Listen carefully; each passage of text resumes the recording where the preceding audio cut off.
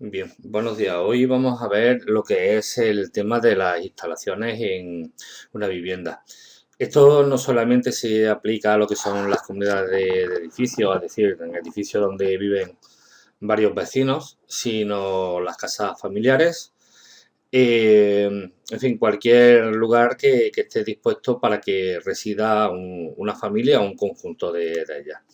Si nos acordamos, las instalaciones que existen en toda vivienda o que deben de tener para obtener lo que es la cédula de habitabilidad, es decir, que aquello se pueda considerar una vivienda digna, eran las de electricidad, agua, saneamiento, gas, aire acondicionado y ya últimamente, que está puesto de moda, la arquitectura bioclimática.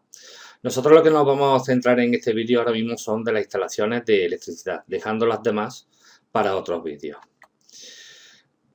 Como os comenté hace tiempo, el problema que tenemos con las instalaciones de electricidad es simplemente la lejanía con la que normalmente las centrales eléctricas generan la electricidad y la distancia que tienen que recorrer hasta nuestros domicilios.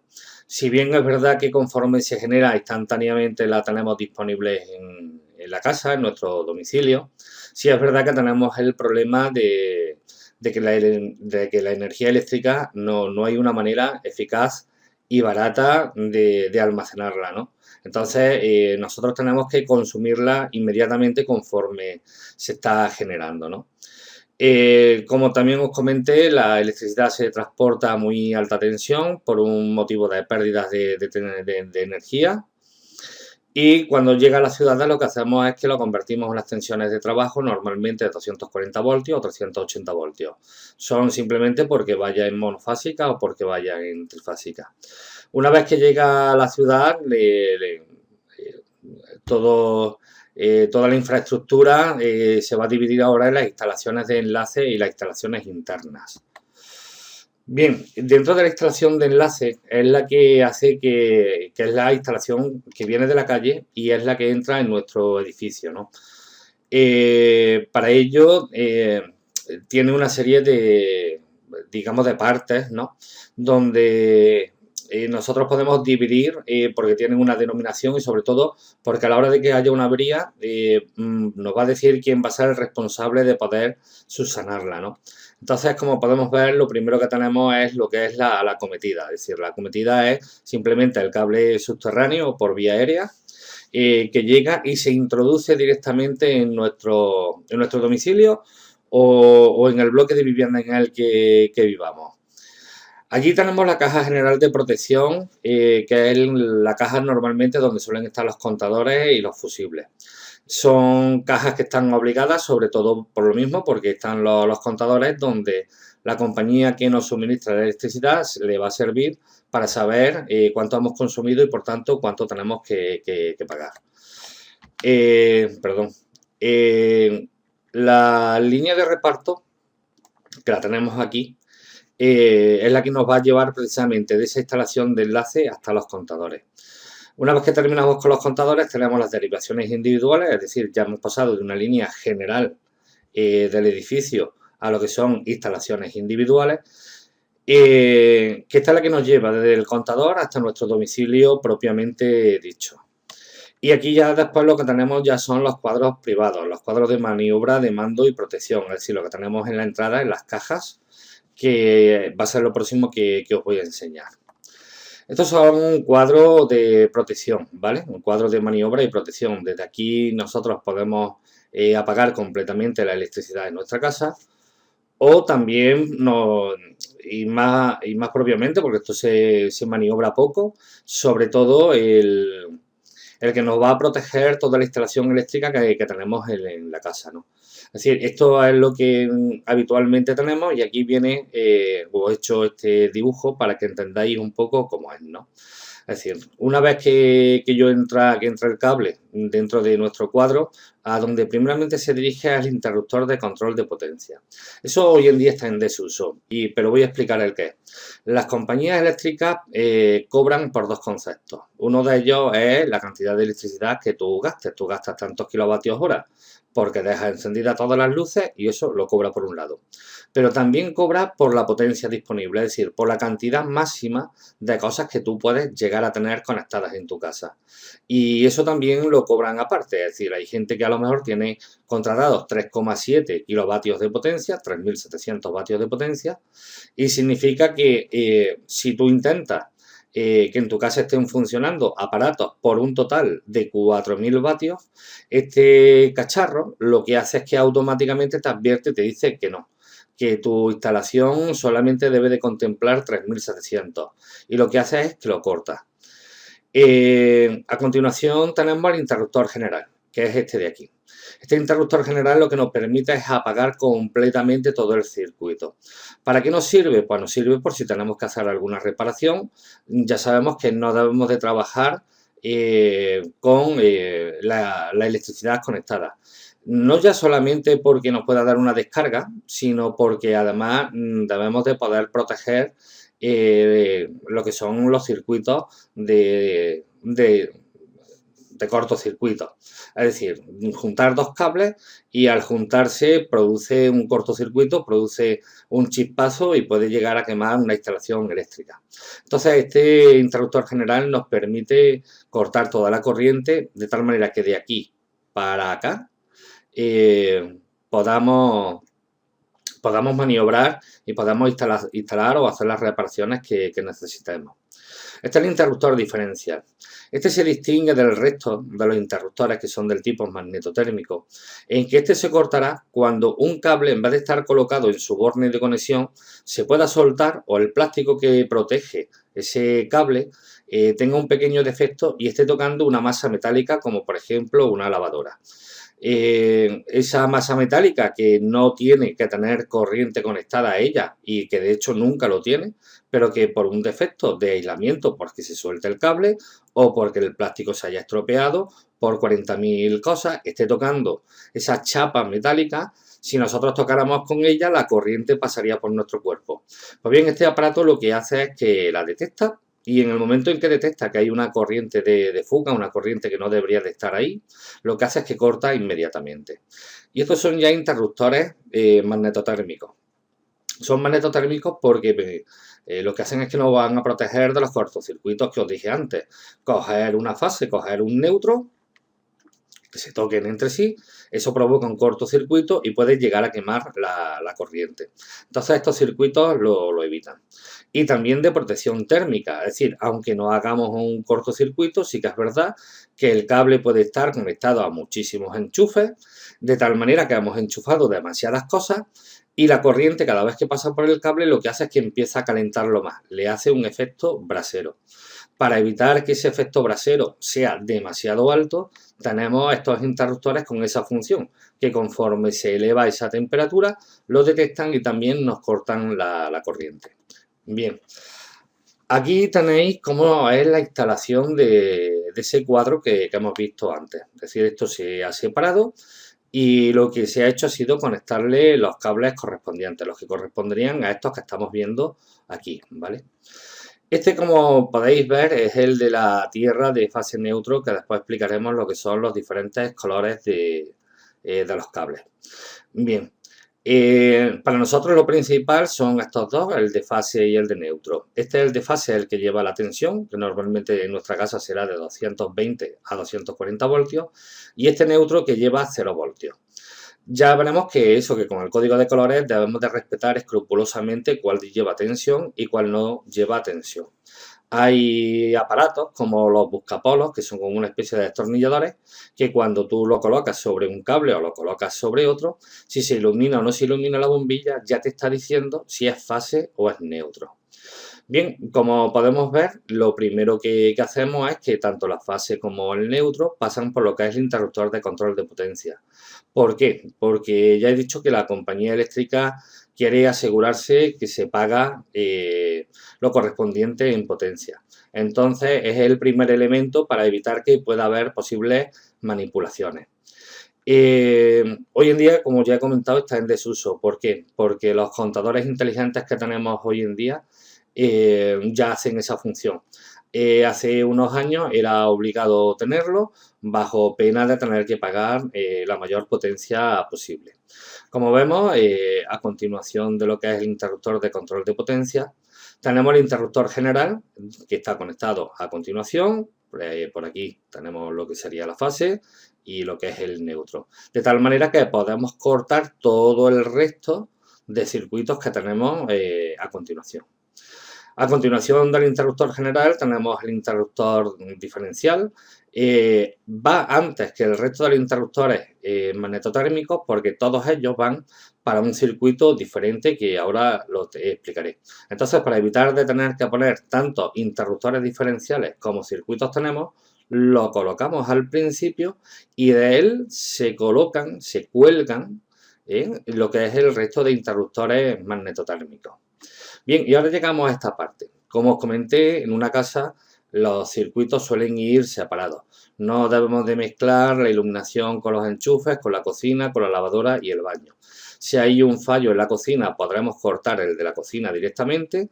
Si hay el de la lavadora, lo mismo, y el del baño, lo mismo, sin afectar al resto de enchufes y de iluminación que hay en la casa. Aparte, así nosotros podemos comprar también interruptores magnetotérmicos más pequeños que también son más baratos, en vez de tener que comprar uno muy grande y que ante un defecto en un solo circuito, lo mismo no es capaz de activarse. Así, de esta manera, con un pequeño defecto, un pequeño calentamiento más de la cuenta, nos aseguramos de que el interruptor magnetotérmico correspondiente va a saltar. Bien, pues entonces aquí tenéis colocados lo que iría cada uno. Uno de iluminación con una intensidad máxima determinada, uno para enchufes, también una intensidad determinada, y entonces vemos que cada uno de ellos lleva un circuito con un cable de coarrugado o un tubo H o una canaleta, aunque lo suyo es que la vivienda, todas las instalaciones estén protegidas dentro de lo que son los muros y las paredes. Entonces, como digo, podéis ver que cada uno de ellos lleva su neutro, cada uno de ellos lleva su fase y a través de una regleta tenemos nuestra protección de tierra. Bien, ya he dicho, aquí tenéis un pequeño resumen de lo que cada grupo de cables debe de llevar para cada circuito. Y aquí tenemos los tipos de cables. Ya he dicho que se deben diferenciar por el color, por una razón muy sencilla. Nos permite diferenciar circuitos y nos permite diferenciar qué tipo de cable. Es decir, si es un cable que lleva corriente y por lo tanto hay que tener un cuidado exquisito con él, o es un cable de neutro con el cual, aunque no lleve corriente, pero bueno, también debemos tener cierto cuidado. Y sobre todo, cuál es el circuito, o sea, cuál es el cable que es el de protección a tierra, porque este sí va conectado directamente a la masa al chasis, a la lata de los electrodomésticos.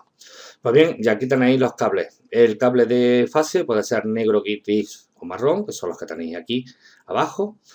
El cable de neutro será siempre de color azul, es un color único. Y el cable de tierra, pues que es el verde y amarillo y también es un color único. Es decir, esto no se debe de utilizar, son riesgos de confundir al electricista si tiene que realizar una reparación. Aquí veis cómo se hace una instalación, es decir, llegan unos cables, llegan una caja de registro y de la caja de registro, mediante una regleta de conexiones, se sacan para los diferentes lugares donde vamos a colocar los elementos. Todos los cables deben de ir en un tubo coarrugado, como ya he dicho, de lo que sería dentro de los muros. Cuando no es posible, porque tenemos muros de hormigón, muros de obra prefabricados, entonces acudimos a otro tipo de conducciones. Esto es un tubo H, es un tubo cilíndrico de PVC que podemos doblar con una pistola de calor. Entonces son tubos muy resistentes, son tubos que resisten golpes, resisten impactos, resisten también el calor de los cables si se calientan demasiado. Y después tenemos el de las canaletas, que esto normalmente no se debe de usar, solamente cuando ya no tenemos más remedio y no tenemos otro tipo de conducto, pues utilizaremos las regletas. Las regletas llevan, muchas de ellas, un pegamento en la parte de atrás para fijarlas a la pared y hay otras que lo que hay que hacer es hacer colocar un tornillo en la pared y sujetarlo con ella. Bien, una parte importante, la parte de las secciones de los cables. Cada circuito, como hemos visto, tiene una funcionalidad diferente. Bien, esa funcionalidad implica que tiene una potencia diferente. Bien, hay una fórmula, que es la ley de la potencia, que nos dice que la intensidad que circula por ese cable es la potencia partido de la tensión. Como tenemos potencias diferentes, nosotros vamos a tener intensidades de corriente diferentes. Para evitar que los cables se sobrecalienten, deben de tener un tamaño adecuado. Y cuando digo tamaño no me refiero a longitud, sino lo que es a sección. Entonces aquí tenéis las secciones de los cables. Esto es la sección pura de cobre. Es decir, el hilo de cobre, que es circular, yo le pego un corte y si yo pudiera medir esa sección, esa sería la sección que debe de tener. Y aquí vemos que los circuitos de alumbrado, que normalmente llevan un interruptor automático de 10 amperios, deben de llevar dos cables de 1,5 milímetros cuadrados. Tened en cuenta que esta es la sección mínima que se puede vender hoy en día. Aunque existan otros cables que tienen una sección más pequeña, normalmente suelen ser cables que ya vienen integrados en el aparato. Cuando nosotros hacemos las instalaciones, nosotros vamos a la tienda y compramos cable de una sección determinada. Perdona. Esta es la sección mínima que podemos comprar y solamente se debe de utilizar en circuitos de alumbrado, es decir, en circuitos donde yo voy a conectar una lámpara. Cuando yo quiero utilizar enchufes varios, porque es para los ordenadores, la televisión, en fin, una batidora, pequeños electrodomésticos, debo de utilizar lo primero un interruptor automático de 16 amperios, ¿vale? Es decir, para que aguante un poquito más y no salte a la mínima que yo enchufe dos o tres cosas. Como veis, además, la base, en vez de tener dos agujeritos, tiene un tercero y tiene su explicación. Es decir, eso es un símbolo para indicar que todas las tomas de tensión, todos los enchufes, deben de tener fase, neutro y toma de tierra, que ahora después os lo enseñaré. Aquí tenéis la sección mínima, que es de 2,5 milímetros. Y cuando tenemos una lavadora, tenemos un calentador que, bueno, podemos tener un consumo de corriente más alto, vemos que la sección mínima es de 4 milímetros cuadrados. Tener en cuenta que conforme subo la sección, lo primero que ocurre es que el cable cuesta más caro. Bien, yo os voy a dar un consejo. En eso no se puede escatimar dinero.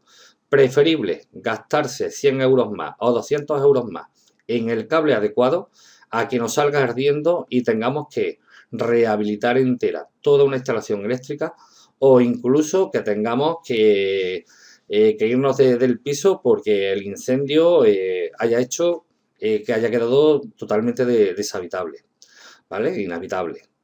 Y ya por último tenemos lo que son las vitrocerámicas, los hornos, etcétera, los grandes consumidores de corriente que hay en una vivienda. Y entonces vemos que allí ya la sección debe de llegar a 6 milímetros cuadrados. Bien, estas secciones no hay por qué saberlas de memoria, pero sí conviene recordar que los circuitos de alumbrado llevan la menor sección, que después le siguen los enchufes normales, los enchufes para lavadora y calentador y para los grandes consumidores de corriente que son el horno, la vitro y la calefacción.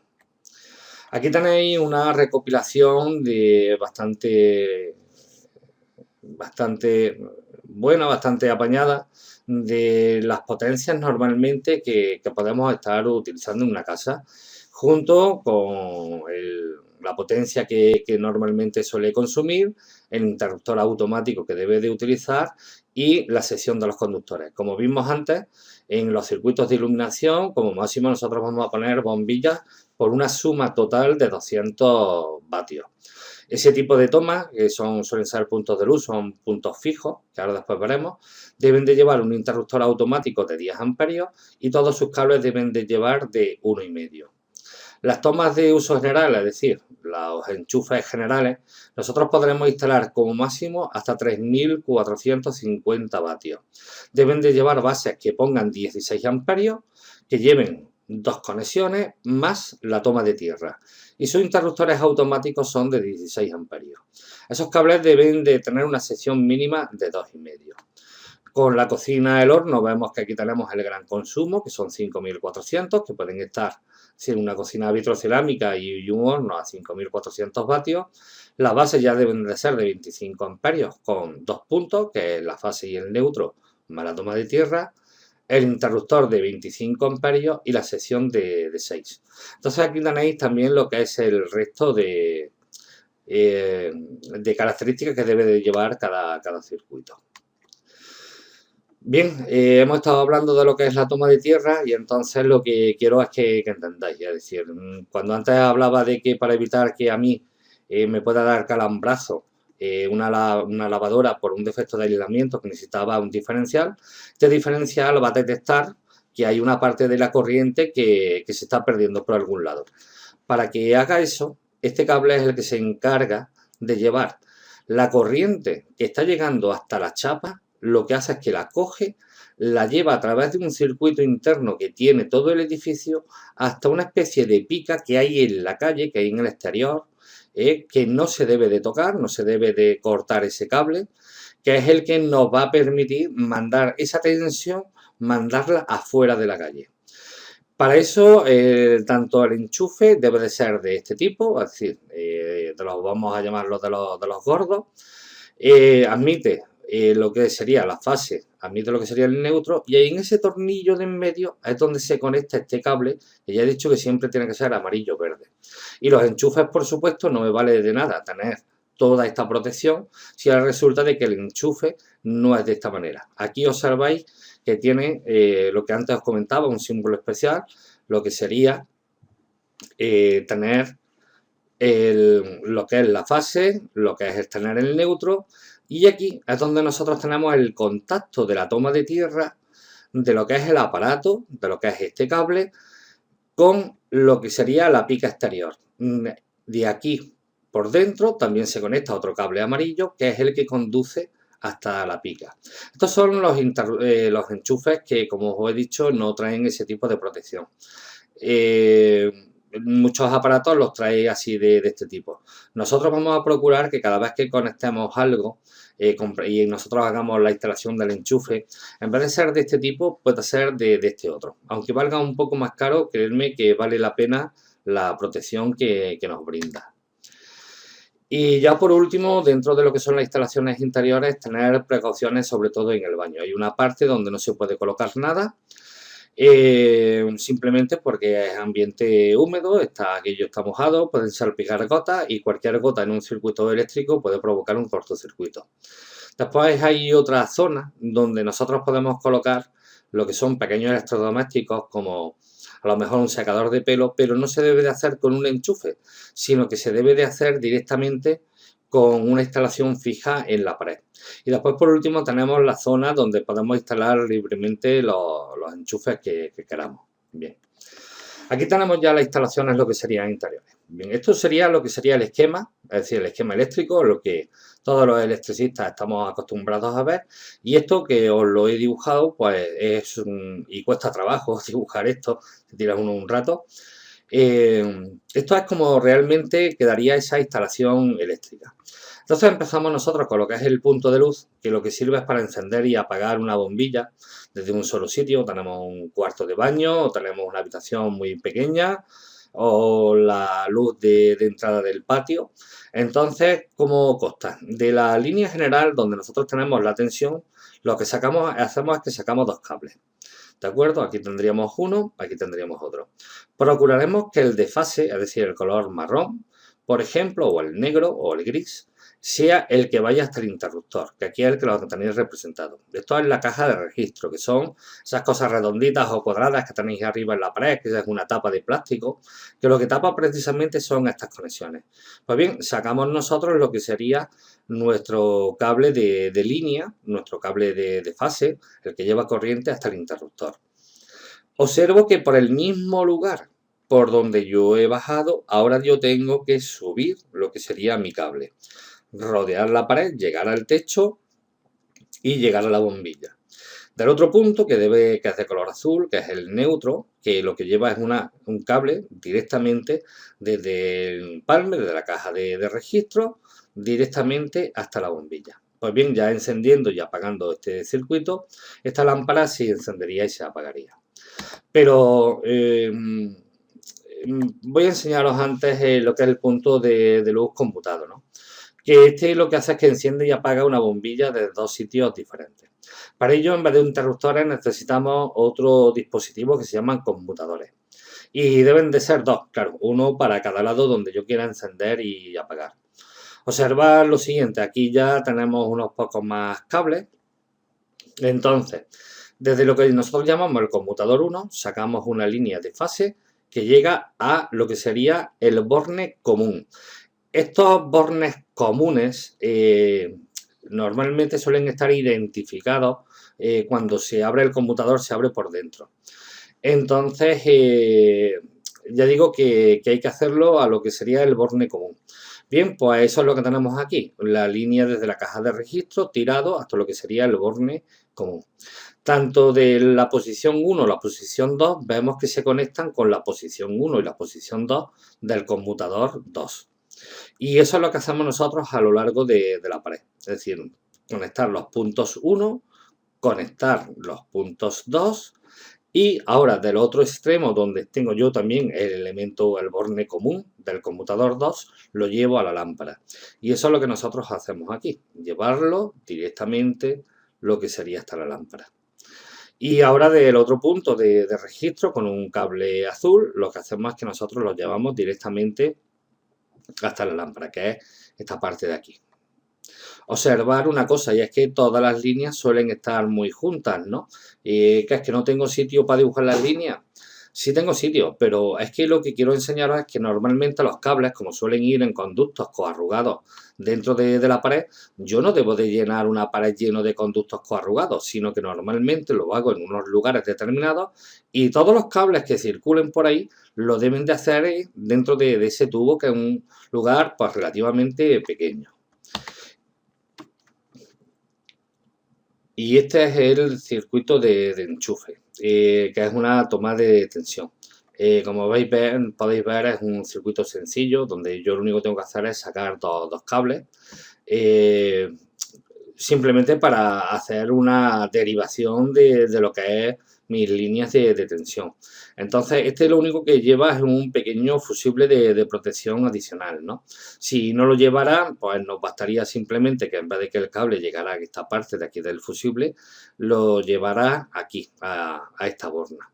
Y aquí podéis ver que como lleva lo que es la protección por línea de tierra, es decir, que sería el tercer elemento de conexión que os he enseñado antes de los enchufes, donde lleva la protección para evitar que haya un defecto de aislamiento y que nos pueda dar lo que nosotros llamamos un calambrazo, ¿no? Pues bien, esto es todo lo que es esta parte del tema. Más o menos la explicación está dada. Aquí tenéis dentro de estas estrellitas lo que tenéis que estudiar, lo que tenéis que recordar. Entonces, como tenéis los apuntes, pues lo único que me tenéis que hacer es un resumen de toda la parte de instalación eléctrica. Ya os lo pondré como tarea para que me lo terminéis de subir, ¿de acuerdo? Bueno, pues ánimo y muchas gracias.